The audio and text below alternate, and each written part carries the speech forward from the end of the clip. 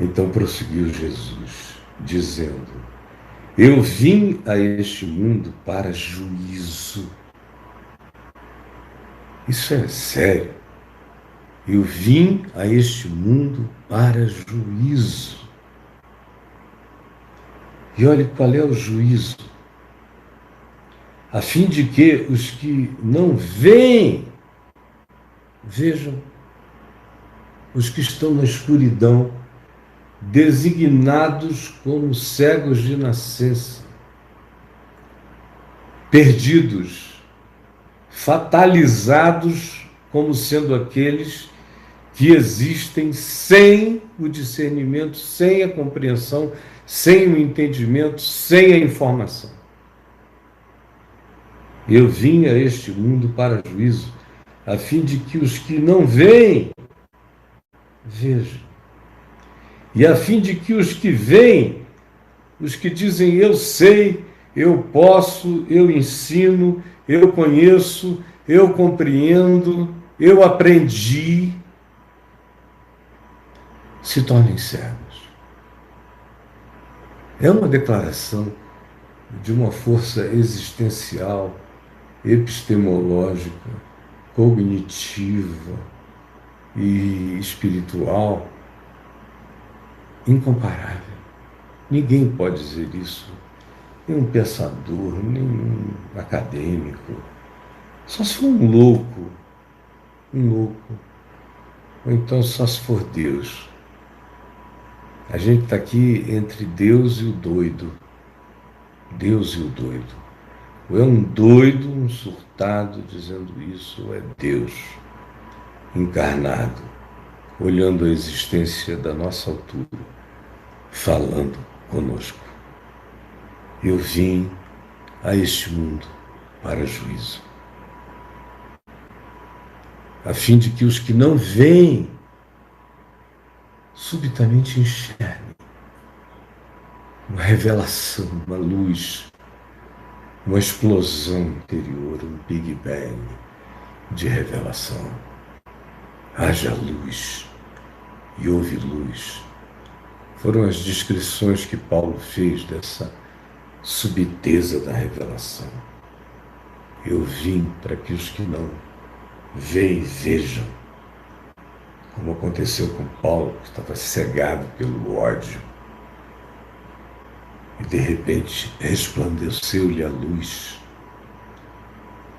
Como no Gênesis, na angústia caótica dele, entra Jesus e diz: haja luz e houve luz. Paulo vê. Ele diz na primeira epístola a Timóteo, no capítulo 1, no verso 14, que de repente arrebentou, transbordou a graça de Deus no coração dele. E a expressão grega usada para definir aquele transbordamento é equivalente a uma represa que não aguentou e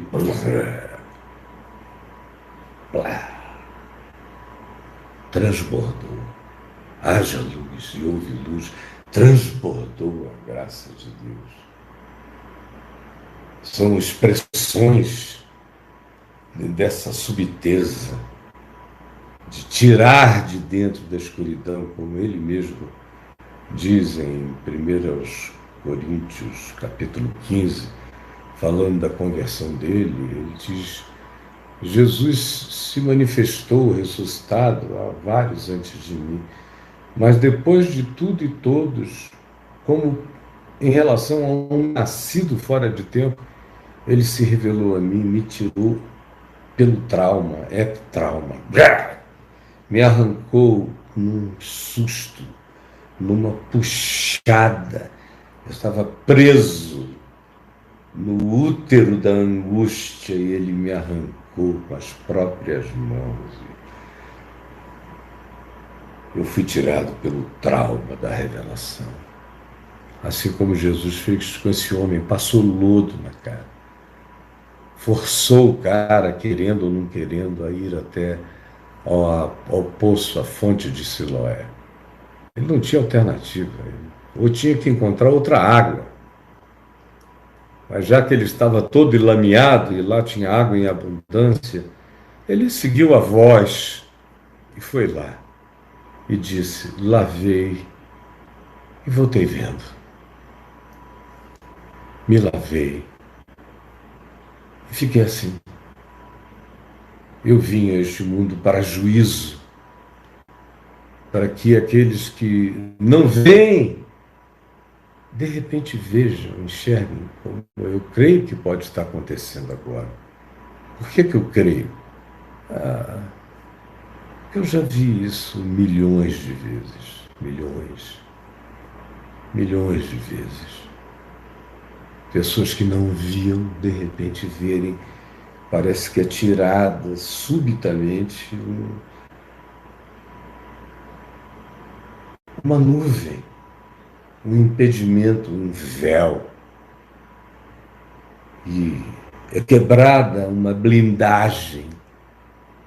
E, de repente, contra todas as declarações do indivíduo, contra todas as suas pseudo-assertividades, ele passa a ver o que ele não imaginava que existia. E aí reconhece que ele andava completamente cego, pensando que via, mas agora vê. Em contrapartida,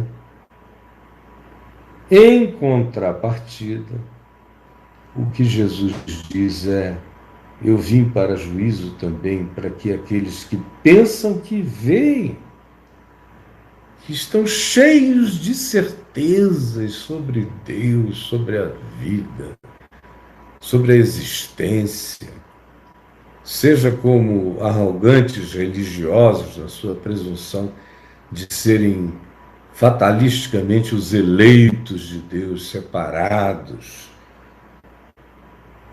superiores também, mesmo que eles digam que é pela graça que essa separação foi feita, mas nesse mistério da graça habita espaço para muita presunção no coração daquele que não entendeu quebrantadamente o significado de ser alcançado livremente pela mão e pelo amor de Deus.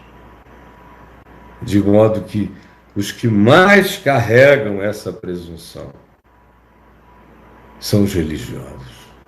Porque a última presunção, a presunção mais escatológica, é a presunção acerca de Deus. Quando o cara, de fato, acha que Deus cabe num catecismo, que Deus cabe nas declarações forjadas pela mente humana, por mais inteligentes e sensatos que tenham sido os proponentes.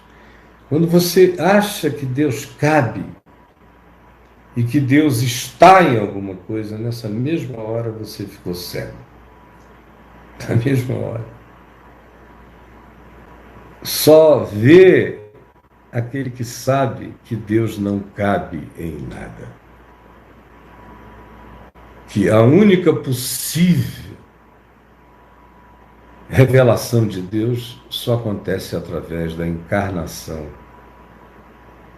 Deus não tem como ser explicado, Deus não tem como ser filosofado, Deus não tem como ser nada a priori.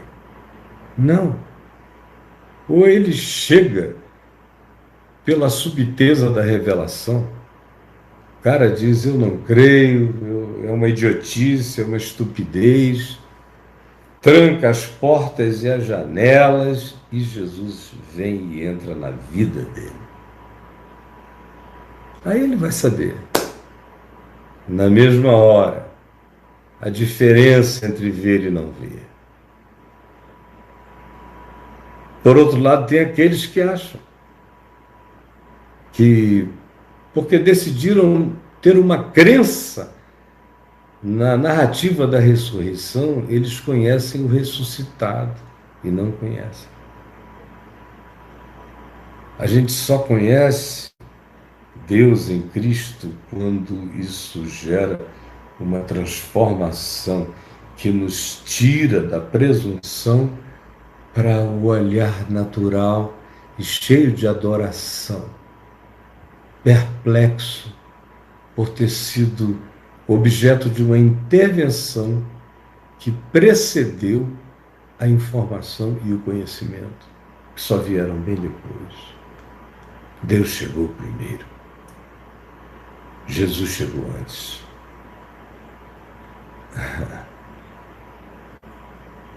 Eu vim para juízo também, para que aqueles que pensam que veem se tornem cegos. Como eu tenho visto gente que não via vendo. E também como eu tenho visto gente que fazia e faz a declaração de que vê e que infelizmente não enxerga nada. Então, alguns dentre os fariseus que assistiram isso e que viram Jesus dizer: eu vim a este mundo para juízo, a fim de que os que não veem vejam e os que veem se tornem cegos. Quando eles ouviram isto e viram aquele diálogo, alguns desses hiper religiosos que estavam ali por perto perguntaram: olha só a culpa, acaso também nós somos cegos? Interessante como o espírito da presunção, notem, o espírito da presunção religiosa se entrega o tempo todo. Ninguém puxou esse assunto. Jesus só disse genericamente: eu vim para juízo, a fim de que os que não veem vejam e os que pensam que veem se tornem cegos. Eu inverto a polaridade cognitiva da percepção humana. Em mim, tudo é o contrário do que se diz que é verdade, que é certeza, que é convicção no mundo, na história, na sociedade. E alguém, para enxergar a partir do meu prisma, vai ter que aceitar essa reversão cognitiva, olhar por esse olhar. Agora, a religião não aguenta e se entrega quando ela é praticada com essa presunção, com essa arrogância. Também nós somos cegos? É a pergunta deles, se entregando, se delatando. Acaso também nós somos cegos? A resposta de Jesus é extraordinária, como todas as respostas dele. Se fosseis cegos, aquele bom cego, cego sincero, verdadeiro, que não sabe, que não viu, que não enxergou porque nunca teve a chance, que sofre disso de nascença, que carrega esse impedimento desde sempre. Se vós fosseis cegos, não terias pecado algum, porque ninguém vai pedir que vocês vejam o que vocês não têm poder de enxergar. Vocês não teriam pecado diante do meu Pai, pecado algum, porque ninguém é culpado do que não soube, do que não viu, do que não conheceu. Você é culpado daquilo que soube, que viu, que conheceu. Soube mesmo e desprezou mesmo. Conheceu sim e desprezou sim. Teve a chance sim e não quis, de maneira terrivelmente contrária. Mas o cego sincero, o cego verdadeiro, está salvo, não tem pecado nenhum. Porque o Pai não cobra de nós nada que Ele não nos tenha dado. Não pede de nós nada que dele nós não tenhamos recebido. De modo que você nunca será perguntado por aquilo acerca do que você não foi informado. E você nunca será buscado ou cobrado de uma luz que você nunca tenha recebido. É o que Jesus está ensinando. Por outro lado, o que o Evangelho ensina é que o juízo começa primeiro pela casa de Deus. É o que Jesus ensina em Mateus 5, por exemplo, e em todos os Evangelhos. Que aqueles que sabiam mais, que tinham mais acesso, sofreriam um juízo muito maior. Ai de ti, Corazim, ai de ti, Cafarnaum, ai de ti, Betsaida, porque se em Sodoma e Gomorra se tivessem feito sinais que em ti se operaram, eles teriam sido preservados até o dia de hoje. E por aí vai. Não tem nem tempo para ilustrar. Como ele diz em Mateus 5, que aquele que sabia muito e transgrediu sabendo, receberá muitos açoites. Aquele que sabia pouco e transgrediu, sabendo pouco, receberá muito poucos açoites. Ou seja, o juízo tem justiça, equilíbrio, e a balança é a luz, é o conhecimento, é o discernimento, é a verdade, é a oportunidade. E como é que a gente tratou isso? É a gente que determina de que lado escatológico a gente fica com as decisões que a gente escolhe.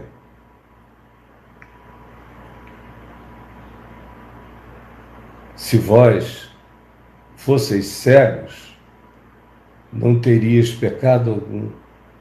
Mas porque agora dizeis e dizeis, até quando fazeis essa insinuação, acaso também nós somos cegos, vocês estão dizendo para mim que vocês não são.